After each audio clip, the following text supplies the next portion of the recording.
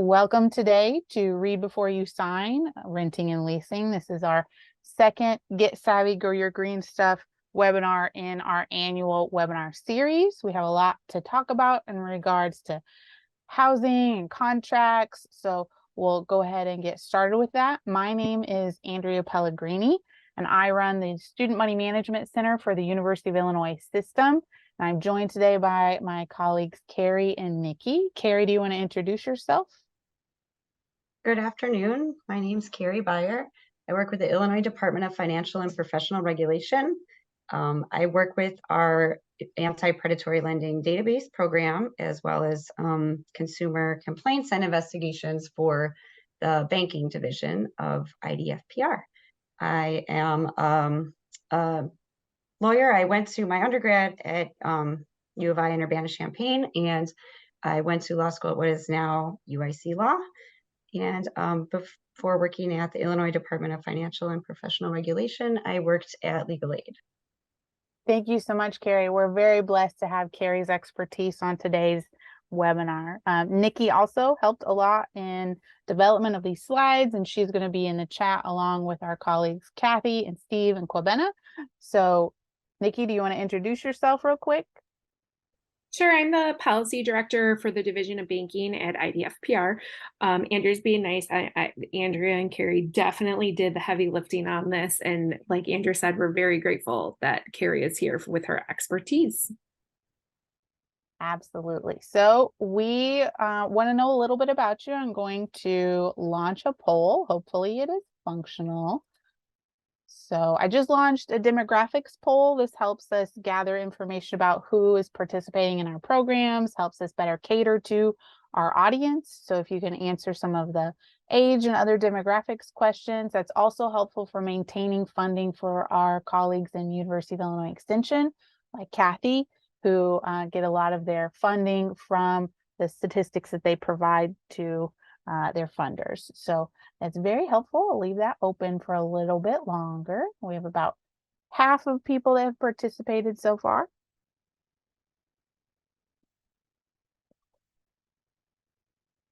And wait a few more seconds.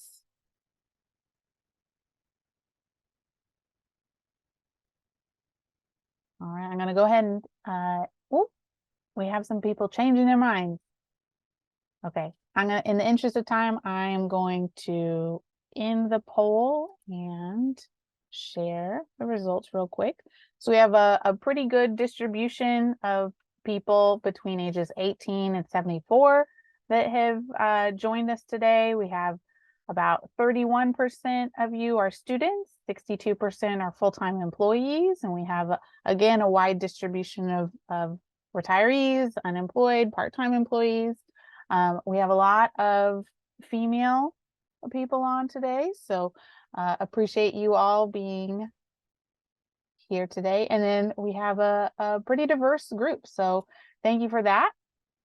We also have another poll I'm going to have you respond to real quick. I want to know, how much experience do you have renting or leasing? Because we're going to be focusing on renting and leasing. Some of the options include never leased or rented before, signing your first lease very soon. Maybe you're a serial renter, you've rented for many years and you've signed lots of leases. Maybe you're a leasing agent or landlord, or maybe you're in some other category or multiple categories. All right, again, looks like half of people have participated so far.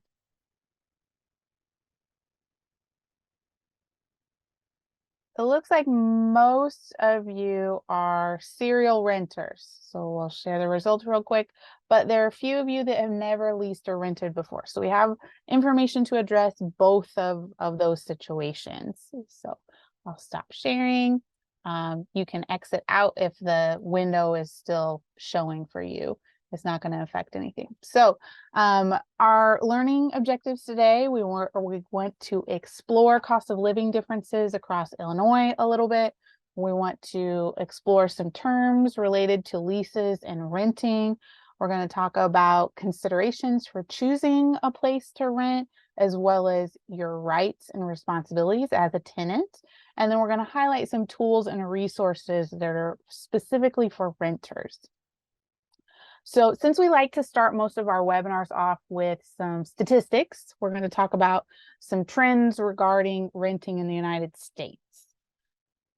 So rent prices both contribute to and are influenced by inflation. The Consumer Price Index, or CPI, is one of the metrics that we use to measure inflation over time.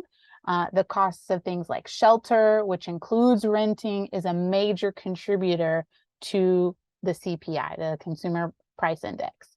CPI for rent specifically has been outpacing general inflation over the past 40 years, with kind of a sharper divergence starting around the 2010s, if you can see from this graph. My colleague Kwabena is going to share some of the sources for this content in the chat as well, if you're interested in learning more about it. The other thing that we wanted to point out is that Americans who are Black, Hispanic, or under the age of 35 are more likely to rent than to own, according to a publication by Pew Research Center that was done in 2021. And these trends were also consistent in a report by Harvard that focused on housing during the pandemic. So, for example, one of the quotes in that publication includes, an adult under age 35 heads 1 out of every 3 renter households, but only 1 out of 10 homeowner households. So that's something to think about when we're thinking about the distribution of renters versus homeowners. So housing instability is kind of a broad term, or housing insecurity, that may refer to a variety of different housing challenges, like maybe you have trouble paying for rent or your mortgage payments. There might be overcrowding, having a lot of people in one rental unit. Moving frequently is a sign of housing instability. Maybe spending a majority of your household income on housing, or even eviction. And so for those of you that are unaware, eviction is a legal process in Illinois to remove tenants who do not pay their rent from the rental property that they may live in. The most economically vulnerable consumers are those that are most at risk of experiencing housing insecurity. So that can also contribute to health issues and other economic barriers. Another thing to think about is renters typically have less protections than homeowners when it comes to their lodging, and renters are probably most the housing insecure group compared to homeowners specifically. So just keeping that in mind, there was a moratorium on evictions during the pandemic to curb some of that housing insecurity that was going to be exacerbated by the pandemic. But a report by Harvard indicated that eviction rates are back to pre-pandemic levels as of early 2022. And we're sharing that report as well in the chat, just so you have access to that information. And then there's also some resources for looking at Illinois eviction data, which is a publicly available data set through court records. All right, so now we've kind of talked about the trends and a few of the terms related to renting in context of the statistics we just talked about, but let's talk about the overall process, especially for our new renters that are joining us today. So when you're thinking about your next home to rent, it's important to consider what you or your family or your roommate's needs might be, like the location, the size of the unit that you need, the number of rooms. You'll also want to plan for costs like the security deposit, monthly or quarterly utilities that you might have to pay, and any furnishings that you might need. Lastly, you'll want to consider the timing of your rental needs. Do you need just a summer sublease, or do you need a full year lease? Do you need a month to month? Would that work better for your situation? And is that even an option where you're planning to live? And of course, you want to consider when the unit will be available for you to move in. So when we were thinking about positioning or framing some of these considerations as questions, some of the things that we thought of to ask the property manager or potential landlord are things like what utilities are included or not included, how much is the security deposit, how do I get the security deposit refunded after the end of my lease, are there move-in fees, when is the unit available to move in, are pets allowed if you have pets, what are the pet fees if there are any. But this is just for an example. These are things that we thought of right off the bat. Is there anything that you think we're missing or you would be important for you to ask a potential landlord or property owner? If you can put that in the chat, that would help us out. I think overall we did a pretty good job of curating a list though. In the interest of time, I'm going to go ahead and move on. Oh, is internet included? Yeah, because sometimes people don't think of that as a specific, it's not technically a utility, right? Yeah. What is the fee if there is a need to break the lease? What are my parking options? Oh, these are great questions. This is why we pool the audience. All right, so in the interest of time and content to cover, I'm going to move on, but keep those questions, those comments going in the chat. All right, so when it comes to like a checklist of preparing to rent, there's a few things that you want to consider. You want to check your credit at annualcreditreport.com and resolve any potential credit issues prior to applying for a lease, because credit is a consideration in many cases as part of your background check, though it's not the only thing. You also will want to set a household budget. You'll want to obviously look for places to rent. There's lots of different tools to use. You'll submit an application. At this point, the landlord or property owner or a leasing agent may run a background check on you. And again, that could include a credit check as well as other types of background checks we'll talk about later. And then once you decide and have been accepted by the landlord, your application's been approved, you'll want to review your lease and sign it. And then you want to prepare to move in.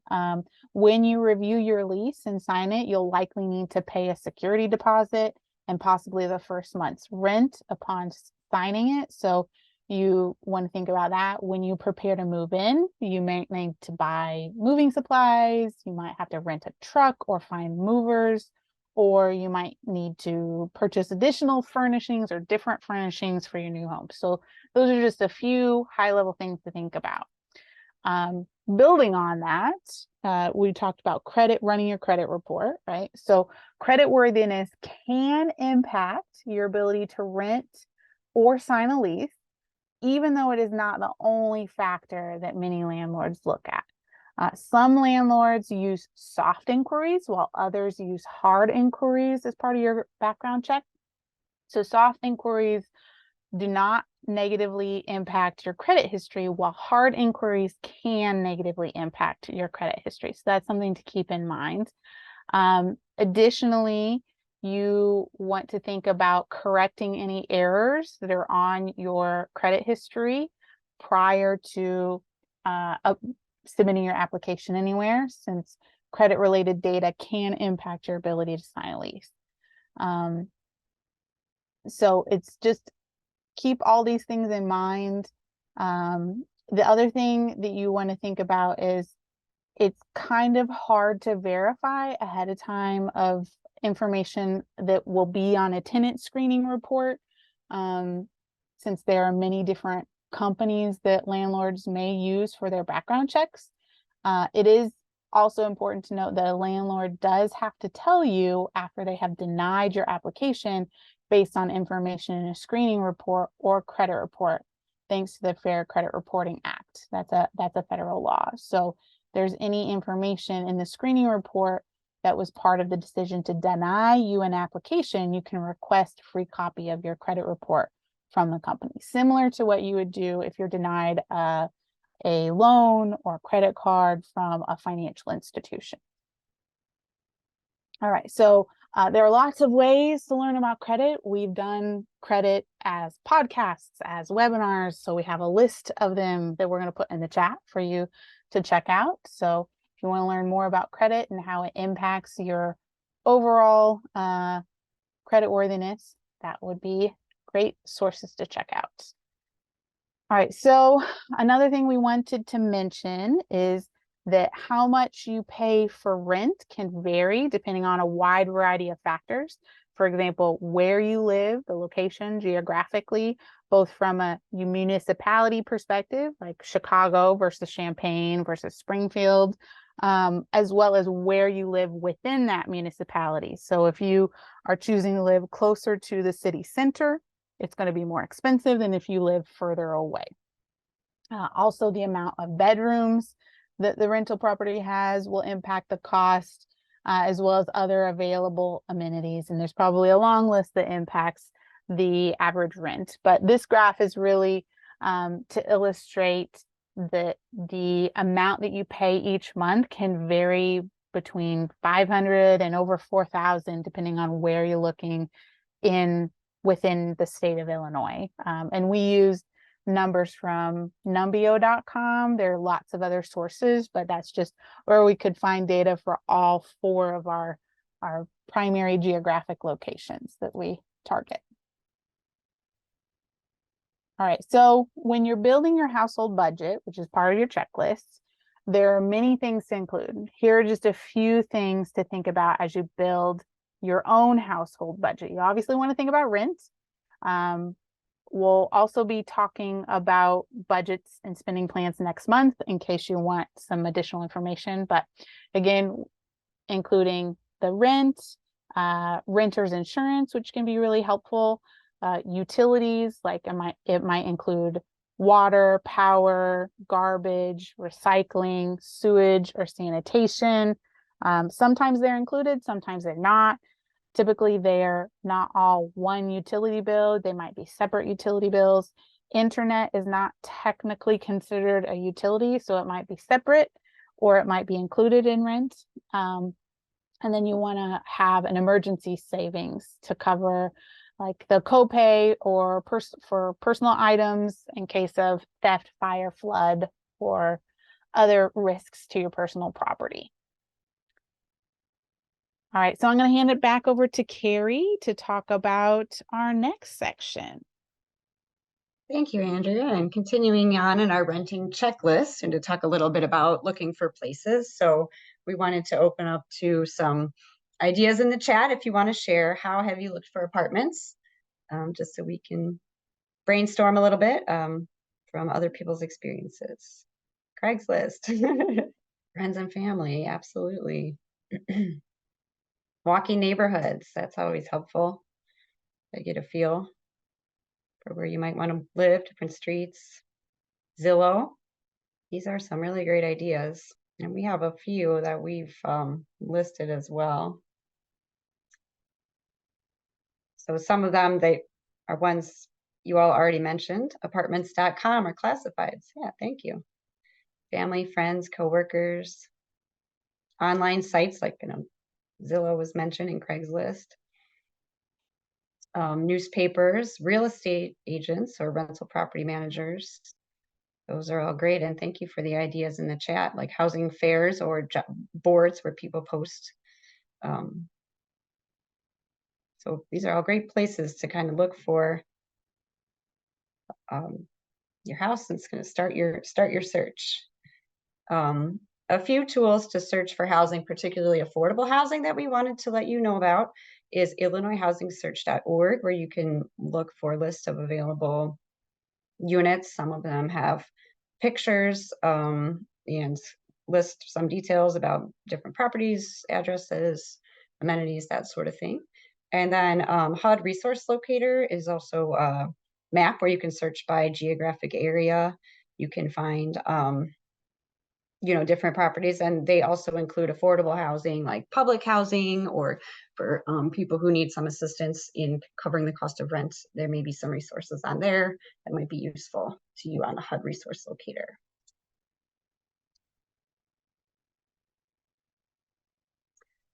So now we'll turn a little bit to the next part of our checklist, submitting an application. Submitting an application for a rental unit. As Andrea mentioned, there is oftentimes a background check component to an application to rent a unit. Credit scores like, FICO or other scores you might be familiar with from applying for loans aren't always used. They may be, but they're not always used. Majority of landlords use a tenant screening report. So it's not just credit, like a credit report or credit history. It could include your credit history, but it might also include things such as criminal background check, civil records, which would be like court records, if there was eviction, any sort of evictions filed in court. Those might be something that could come up. And also past rental payments. If the person's rented before, the landlord may report their rental payment history to one of these screening companies. So that is what most landlords are using to kind of get a picture that's a little bit bigger than just your credit report or your credit score to help them, determine your application for a unit. Some of these tenant screening companies also offer like a risk score, which is a separate calculation that can help a landlord understand, whether they see you as someone that they want to approve for a unit or not. So there has been some concerns about criminal background checks, and you may know, but in Illinois, if a person is arrested, that arrest record is a public record that is could be found in a public record search by a landlord or anyone else looking through the records. And that's true even if there was no criminal case, there was no guilty finding or any sort of conviction following that arrest. So that has become concern, and HUD issued a warning in 2022 about using arrest records to decide whether to rent a unit to someone. HUD's suggestion is that arrest record alone is not proof of any sort of useful information that should be used to determine if someone should be renting your unit, and it could violate the Fair Housing Act if you're using just the fact of an arrest record. If a landlord is using just an arrest record to deny someone an apartment, HUD suggests that instead landlords can look at, criminal behavior if there's proof that it actually occurred, and then they also should consider whether that type of criminal behavior is the type that would be a risk to the safety of other, tenants or people in the building before using that information to make a determination on someone's application.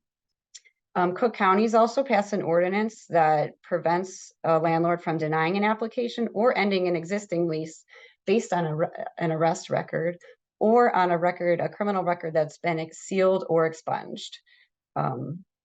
And other than that, Illinois also has a Landlord-Tenant Act that allows a landlord to end a lease if a tenant has been indicted of a Class X felony, and there has to be it's not just an arrest, but an indictment before the landlord can take that sort of action to end a lease.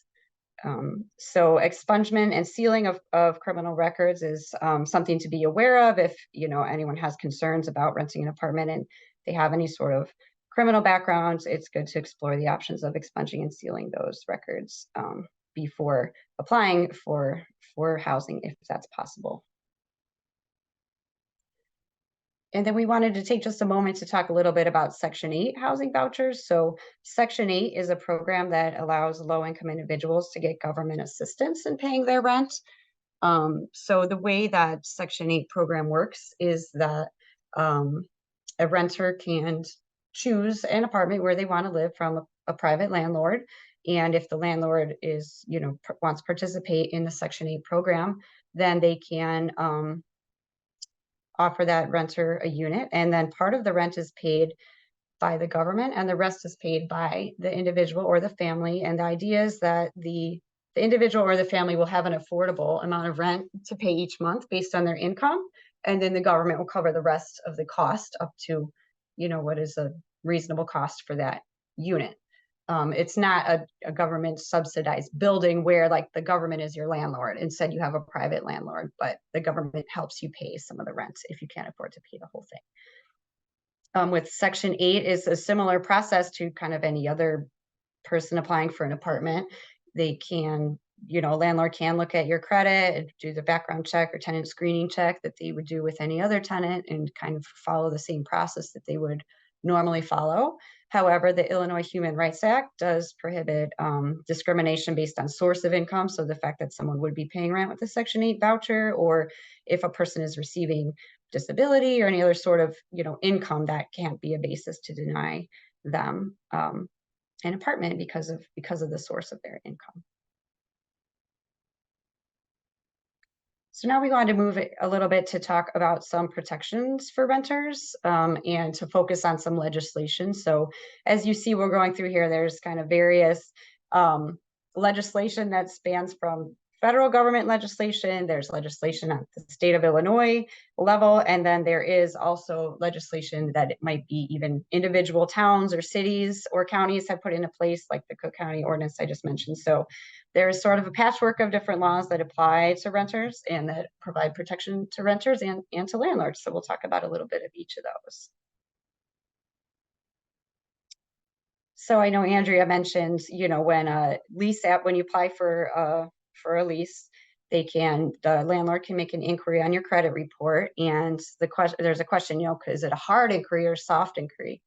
Well, it could be either. So a hard inquiry is one that, as Andrea mentioned, will affect your credit score, where a soft inquiry will not. So you can always ask your landlord before you apply for an apartment, how inquiry going to appear on my credit report? How is this going to impact my credit?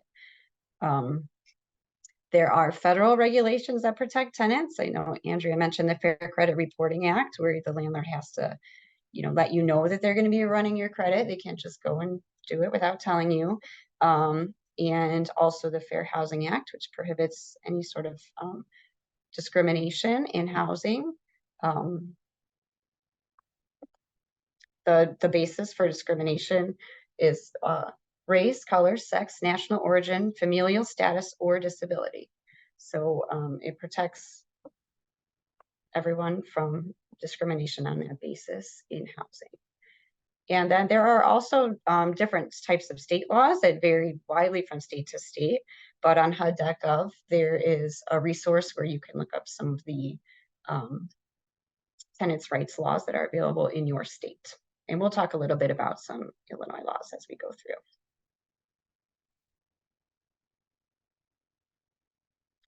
So one of the laws that Illinois has is called the security deposit law. And as Andrea mentioned, most landlords will require you to give them a security deposit at the beginning of your lease, which they will hold until you move out, to make sure that you don't damage the property or cause any sort of difficulties with the unit. So because the landlord is holding, the tenant's money and for what can be a long period of time, there is a law in Illinois kind of explains what should happen at the end of the lease. So if the landlord after the lease decides they want to keep any part of your security deposit, to do that, they must notify you within 30 days of when you moved out, and they have to say itemized, provide you with a list of itemized statement of damages. So if it's, the carpet is damaged, the curtains are damaged, they have to say specifically what has been damaged and give you an estimate of the cost to repair or replace each of those items. So it has to be specific, it has to be itemized,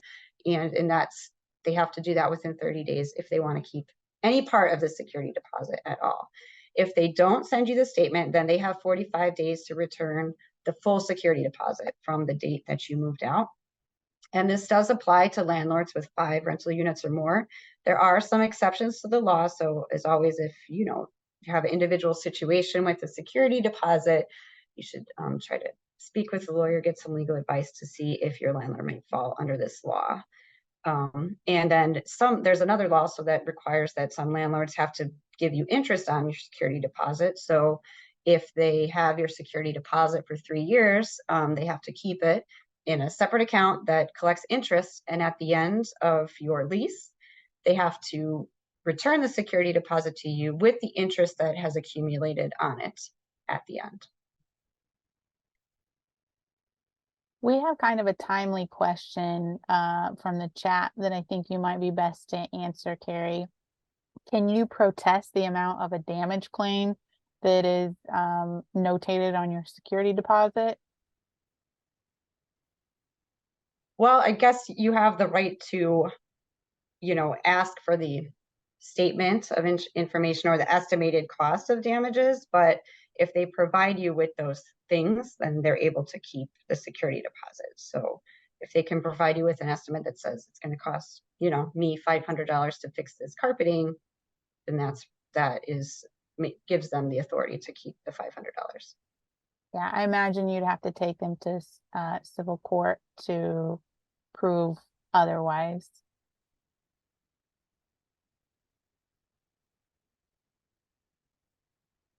Right. And if there's any other questions, happy to answer them too. Not yet, but I will let you know. Keep them coming.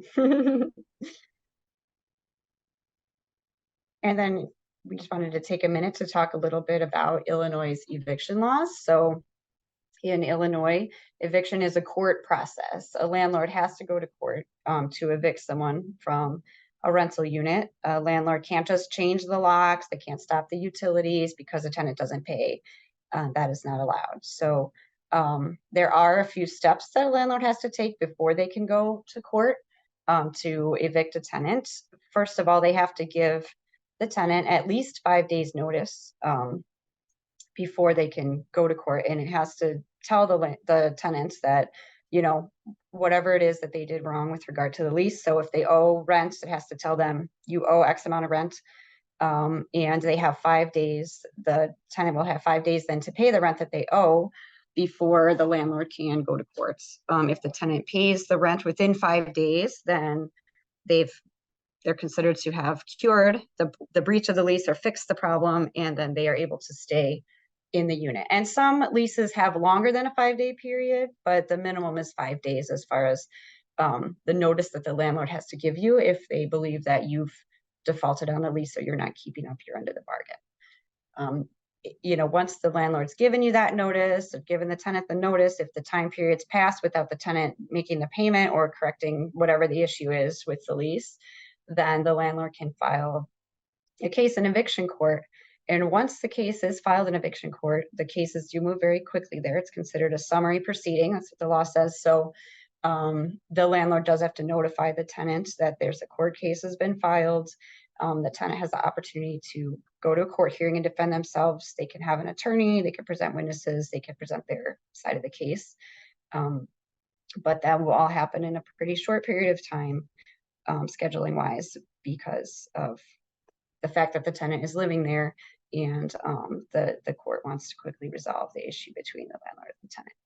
Also, eviction court is a public record. So if there's a case is filed against someone, that can be found in a public record search. There is a process in Illinois to seal certain types of eviction court cases. So that is one thing to be aware of as well. And then we can cover a few local ordinances to provide you with some examples. A lot of towns or cities have local ordinances that might have to do with living conditions, for example, is one thing that has been addressed by a lot of local ordinances, and a few other things. So we have some examples from Chicago has a landlord-tenant ordinance, and some of the things that is part of Chicago's ordinance is that there's a limit on the amount of late fees that a landlord can charge to a tenant. A tenant can demand that a landlord make certain repairs and can end a lease if a landlord doesn't make the repairs and maintain the property. And one thing, a lot of local ordinances have, different clauses like this that address how, tenants can move landlords to make repairs or end leases or, pay for the repairs on their own. And one thing that's really important to remember is you have to follow the law very carefully if you're trying to, have your landlord make repairs or end your lease because they're not making repairs, or pay for repairs yourself, because you have to follow the law exactly as it's written. A lot of them have a process you have to follow, and it's good to get legal advice if you're not sure exactly what you need to do.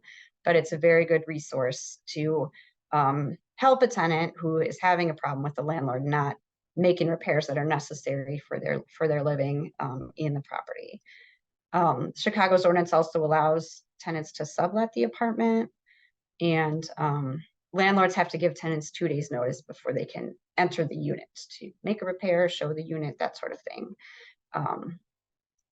And then Urbana is another example of a local ordinance that we can share with you. They also do not allow landlords to charge late fees more than 5% of the rental amount unless the landlord can show there's some cost to him or her with the actual, cost of the payment being late. Subletting is allowed by tenants if it's reasonable, and the landlord can't charge a fee to allow a tenant to sublet a unit. A landlord has to tell a tenant at least 30 days ahead of time if they won't renew at the end of the lease or if they're raising the rent. So that's useful for tenants to know. And then Urbana also provides some useful information to tenants if there's a building code violation within a unit that the landlord, if they're not properly maintaining the unit and the landlord isn't following through on any repairs ordered by the building code official, then the tenant can do the work and deduct from rent. And the tenant can also end a lease if their unit's cited 3 times in 1 year. So these are all useful provisions for a tenant who's trying to address a situation with the landlord where there's conditions of the unit are not up to where they should be. Now I'll turn it over to Andrea to talk a little bit about leases and rental agreements. Thank you, Carrie. Carrie did an excellent job kind of discussing some of the legislation and protections around renting in Illinois and kind of a few things nationally. But let's talk about what to pay attention to when you go to actually sign the lease or rental agreement. So you want to make sure that you get your lease in writing and you read it. Most leases say that there's no agreement to anything outside of what is written in the lease. So make sure that everything that is important to you is written in there. It is a legal document, so you want to review it thoroughly and understand your responsibilities as a renter. One thing that we have heard of in the past is students in the fall signing multiple leases for the following fall. And once you sign a lease, you are legally obligated to fulfill your responsibilities to that lease. So signing multiple leases can be financially very troublesome because you can't commit to all of those different leases. It's very difficult to get out of a lease once you have signed them. So make sure that you understand your responsibilities. You also want to look for hidden fees that might be in the lease. You want to make sure that any utilities that are included or said they were going to be included in the lease are listed in the lease, not just in the advertising. So like if the advertising for the rental property included gas paid by the landlord, the lease should also state that. You want to understand some of the most important terms of the lease, like the cost, how much is rent going to be, what's the security deposit, when does the lease start and end, when do you make your rental payments, when is that payment due, what is the late fee, is there any leeway on that, who is on the lease or is going to be responsible for paying the lease. This relates to what your needs are for your family. You also need to remember that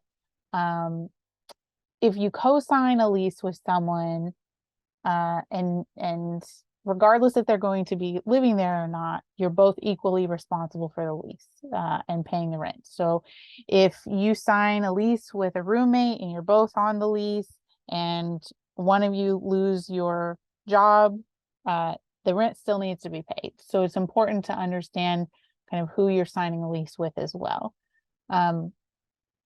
So those are some things to keep in mind. You also want to ask questions if anything is confusing. It's okay to take your time or to even have someone else look at it if you want. You also want to check the addendum, see if you can, for instance, if there's a patio, can you actually put a grill on the patio? Are there any sound violations? What are the consequences to violating anything in the addendum? Are you allowed to hang pictures or decor? And what are some of the other responsibilities of the renter, like keeping the unit clean and safe, obviously, using the unit in a reasonable manner. You want to respect your neighbors and any community spaces that might be available to you. And obviously paying your rent is the number one responsibility. And again, it's a legal document, so make sure that you understand it as best you can.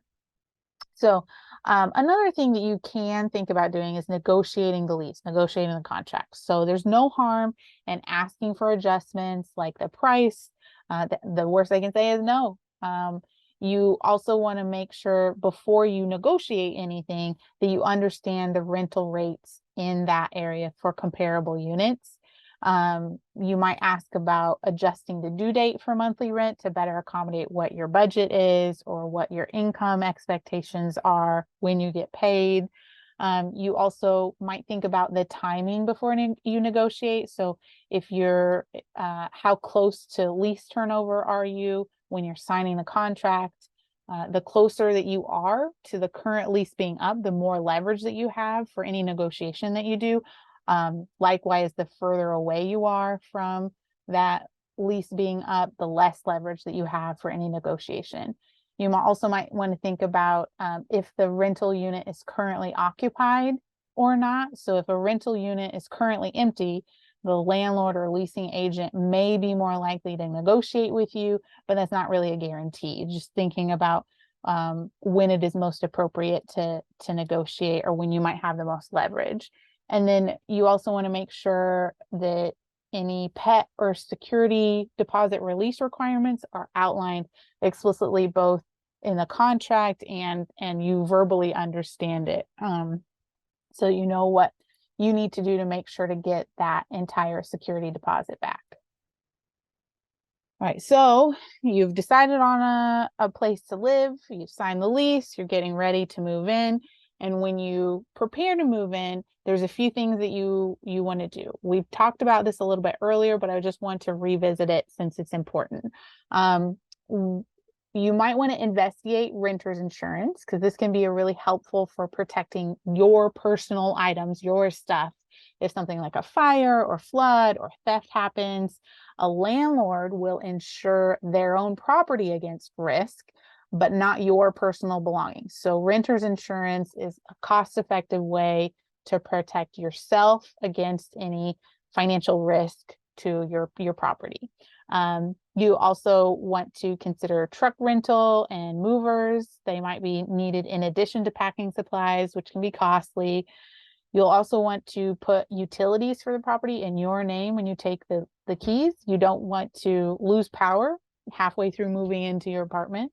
That would be very rough. And it's also important to think about and ask about if the place you're moving into charges move-in fees. So you want to ask that prior to signing the lease if that's something that you don't want to have to pay for. So that's something to remember as well. So if you do want your security deposit back, which most of us do, make sure to complete the requirements for reimbursement. So you might need to clean your carpets. You might need to make sure that all of your light bulbs are replaced or not burnt out. You want to turn off utilities or transfer them to the property owner, whatever is outlined in your lease. You want to make sure to move out before the end of your lease, or you want to make sure that you've made arrangements with the rental property owner if you cannot move out by the end of the lease. It's important to remember that some places won't give your security deposit back without a receipt of having your carpets professionally cleaned, but you will know that because it should be clearly outlined in your lease.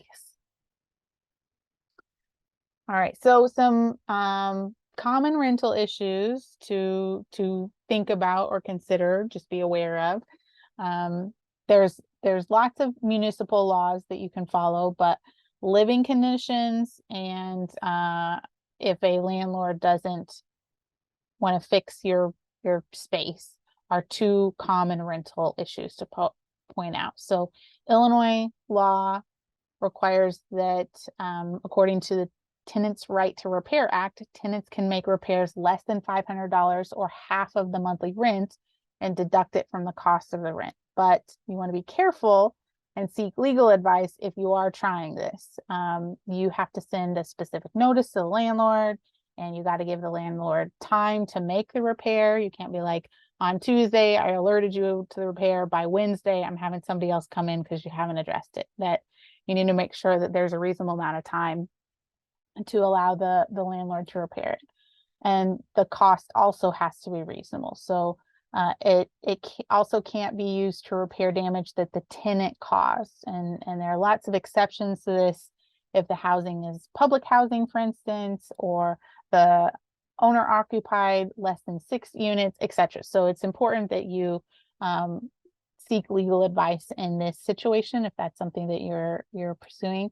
Another Illinois law allows for the right to end your lease if the landlord doesn't provide utilities or pay the utilities directly and deduct it from your rent. You can't just stop paying rent, so that's important to remember. And it's important to know what your rights and responsibilities are and where to seek additional information. Again, seeking external legal advice is always helpful. I'm going to hand it back over to Carrie to talk about some of the rental and homeownership resources. Thank you, Andrea. And thanks for sharing all that helpful information. So there's a lot of rental assistance information on HUD.gov. We know we had mentioned there's searching for open units. There's information on public housing, local rental information, tenants' rights, all of those things. Another thing I wanted to let you know about is HUD has approved housing counseling agencies that can offer, one-on-one sessions with individuals to discuss their situation and to get some information and resources. And those are free of charge. So that's another very good option, is to look into a HUD-approved housing counseling agency that could really be there if you want someone to help you kind of walk you through the process or consider a few different options that you might have in mind. And we just wanted to remind you to watch for scams during your search for apartments. In fact, when one of the resources, the Illinois Housing.org, has a pop-up that comes right up that says right away, make sure that these are, just because there's fancy pictures or, the apartment looks really great, make sure that you verify that everything that you're looking at is in fact true and this is a real place and all of that. So a few steps that we have to suggest is to, one, research the rental company. If there's someone that's used the rental company that can provide a reference, if you can look online for some sorts of reviews or somewhere where people have posted their experiences, that could be really helpful information before you get involved with the company. If it's at all possible, it's a very good idea to view the property before you sign the lease. Make sure that the property in fact exists. It's a real property. It looks, the way you expected it to look or the way you want it to look, and somewhere you would feel comfortable living before signing up the lease. And, don't ever feel any pressure to sign the lease if you're not ready, or you still need to do some other research or some other steps before being ready to sign. Finally, it's a good idea to verify where to send payments before you first make any payments at all. Make sure that you understand where to make the payment, how to make the payment, and that you can verify with someone that you've been working with directly, the person that showed you the unit or the leasing company or the real estate agent, whoever you're working with. Verify as many times as possible. Okay, this is where I send the payment. This is how I send the payment, because that's a very big issue. And here's a little bit more information about some specific scams for rental listing. So there's been reports of scammers would edit the contact information on a real apartment listing, so that when you reach out to ask about, a property listing, you think you're reaching out to the landlord or the leasing agent, but you're really reaching out to the scammer. There's also been reports of situations where email accounts of landlords have been hacked to try to gain information or payments from tenants. As I mentioned, phantom rentals is unfortunately one of the scams to be careful of. There'd be a fake listing for, a unit that's not actually available or doesn't even exist. Or it sounds too good to be true because it is. So by researching and if possible viewing the apartment before you rent, that's a great step to avoid this phantom rental situation. And then hacked rental payments. In addition to just the beginning of a lease confirming how to make rental payments for the future, you also want to be aware of any changes to the payment process. So if you are making payments to your landlord a certain way, someone reaches out to you and says, hey, stop paying the landlord that way, pay the landlord this way, you send your rent payments to this place now. You always want to verify with the landlord directly or the rental company or whoever you've been dealing with the unit to make sure to confirm, am I supposed to change my payments to this new place, to this new location, this new method, because that's a situation where payments have been stolen. And finally, we're going to cover a little bit about your rights and responsibilities. Is sort of a summary of things that you might want to look for. So questions like, when can a landlord enter your unit? This is something that could be set forth in your lease. Do they have to tell you ahead of time? How much notice do they have to give? What reasons can they enter the unit? If the landlord wants to show your units to someone else who's interested in renting it when you move out and they come in and do that while you still live there. These are all questions that are good to ask at the beginning of the lease so that you understand what the expectation is between you and your landlord. As Andrea mentioned, are there sound violation rules? What happens if there's noise from your unit? Or general rules about the building in general. So shared spaces, like if there's a pool or a common area, garbage collection, different things like that. What sort of general rules do you have to follow when you're in the building, generally, even outside of your units? And another thing to consider is subleasing allowed? Does the landlord have to approve of a person if you're going to sublease to them? And what contract should you have in place is a really good question. So if you're truly subleasing to someone, the landlord doesn't necessarily have to let you out of the lease. So that's an important question to understand. If your landlord will allow you to sublease, are they still considering you responsible for the lease that, the months that you're subleasing? Or are they actually releasing you from the lease and allowing someone else to take over the lease? That's really important to know, because if you sublet to someone else, even if the landlord approves that person to be living in the unit, that doesn't mean that they can only collect rent from that person. They may still be allowed to collect rent from you. So to be very careful in that situation. And Andrea, I'll let you close us out here. Thank you. My mute button disappeared. So we've done a whole series of episodes on our podcast on housing this year. So if you're interested in this topic, check out the links that Kobena just shared in the chat, or subscribe on Apple Podcasts, Google Play, SoundCloud, or Spotify to Making Sense of Money. Sense with CENTS. Just to summarize, we have covered a lot of information, sometimes a couple times, but it's helpful to get some information a couple times so we can remember it. But we explored the costs of renting, depending on a wide variety of factors, right? So it's important to know what you need, what your options are, the geographic location. Those are all things that impact costs. It's important when we're thinking about the terms related to leasing and renting that there are many laws addressing housing and renting and leasing, and it's important to familiarize ourselves with what protections we have as renters. It's also important that you review the tools and resources as well as the laws that exist to help and protect you as a renter. So we have provided a lot of links in the chat. I know that there were some questions to address as well. Just to let you know, our next webinar is going to be Spooked by Spending Plans in October of next month. So October 11th. At noon, we're going to be talking about spending plans and budgets. So if you're thinking about creating your budget for your next home and you're a little bit intimidated, that will be helpful. You can also watch previous webinars on YouTube. We have one from August that still needs to go up, and then we will also put this one up soon to let everyone know about it. And then you can also stay in contact with all of the different collaborators on the Get Savvy, Grow Your Grin Stuff webinar series on all of our social media, and you can contact us through email as well if you have questions. And then we're going to stay on a couple minutes and answer any questions that showed up in the chat that we missed. So I think Nikki was keeping track of questions. Yeah, so I saw one that for sure I had said this is a good question for Carrie.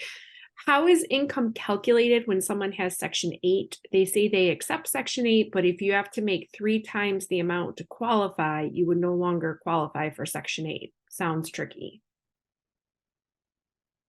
I'm not sure if I understand the question. Feel free to unmute if you want to add some more context to the question, but I can say in a very general sense that that the goal of Section 8 is to have, an affordable monthly rent, and very roughly speaking, because I can't speak to the exact calculations because I don't know how they work, but the basic idea is that it would be around 30% of your income would be about what you would pay toward rent, and then the rest of the income would be recovered by the government in order to get, to the cost of the unit.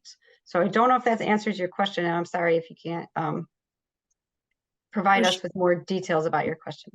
She can't unmute, but Renee, if you could give some more context in the chat, that would be great. So if I have not looked at the actual calculations for Section 8 housing, but a lot of federal subsidies are based on the median poverty level for a specific area. So I don't think we can generalize like 30% of income unless you're specifically clarifying what discretionary income is or adjusted gross income is. There are a lot of different calculations used by different subsidy programs. So that might be another complication to this question. She's saying it's too difficult to text and can we unmute her, but I'm not sure of the settings there, Andrea. So I also want to we can change the settings, but I also want to preface this with we're not legal advisors in this context. And so specific situations, you need to consult a legal professional. And so I can unmute so you can ask the question, but give me a second.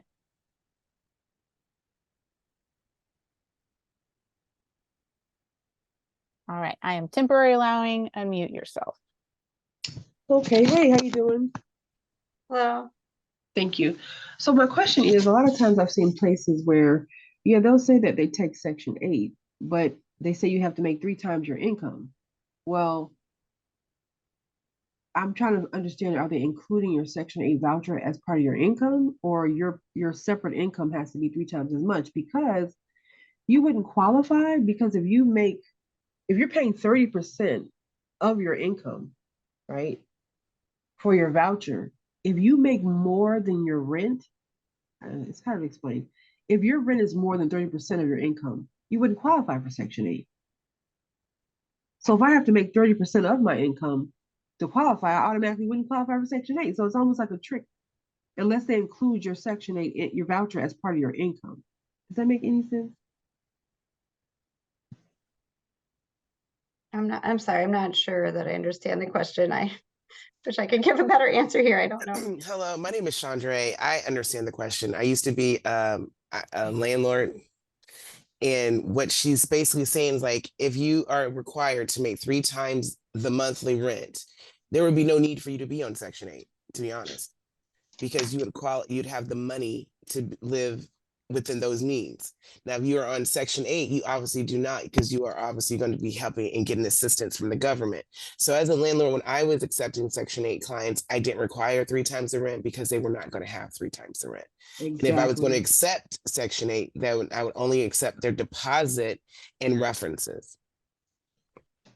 Thank you. It's a trick. Thank you. That's all I wanted to confirm, because it's like, it's their way of not discriminating against you. They can't say, no, we don't. They'll say, yes, we do, but they know you can't meet the qualification. And I was trying to figure out if it was actually a trick, but thank you so much. Yeah, you're welcome. I just know what I used to do, and I understood that perspective, because I'm like, how are you asking for that if you are in Section 8? You don't have it, obviously, you know. So it also sounds like since it's the private landlord, it may be the phrasing of the advertisement is incorrect or complicated. Because it could mean that people that are not eligible for Section 8, they would need to have 3 times the rent and income, or qualify for Section 8 in order to be able to apply, right? Nope. Because if you have Section 8, you are paying 30% of your income. Right. The So minute, go ahead. I grew up living in Section 8 housing, so I don't have the same understanding, right, as a landlord or as a renter specifically, but knowing how some rental units advertise, and because private landlords can accept either people that use Section 8 vouchers or people that don't use Section 8 vouchers, they could have different criteria for each situation, right? Right, that's what I was trying to understand. If they include your Section 8 voucher as part of your income towards that 3 times, then that would be fair. It's possible. It's just that if they don't, then you can't even apply. That's what I was trying to find out, if Okay. they include your voucher as income. Yeah. And I think the issue is it just depends on, it sounds like it really depends on the landlord.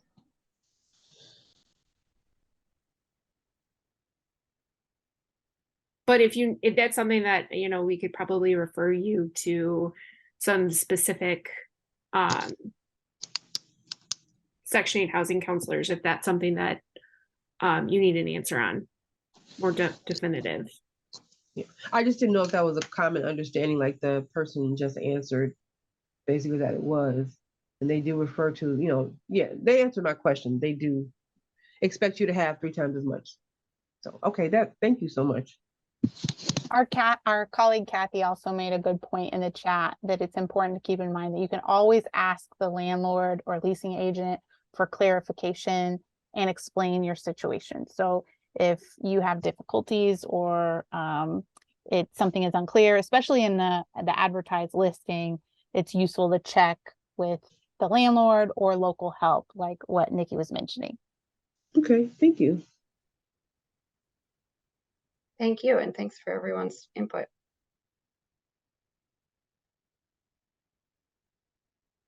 I think earlier we had a question about commonly included utilities, which I think Steve addressed pretty well already. But if there were any other questions still, please put them in the chat. Renee, did you have another question? Your hand is up. All right, so I'm sure lots of people want to go to lunch. And if you do have any questions, you can email studentmoney@uillinois.edu if you think of them later, and we can try to get you an answer. But thank you again for joining us today, talking about rental units and protections for tenants, as well as some of our responsibilities.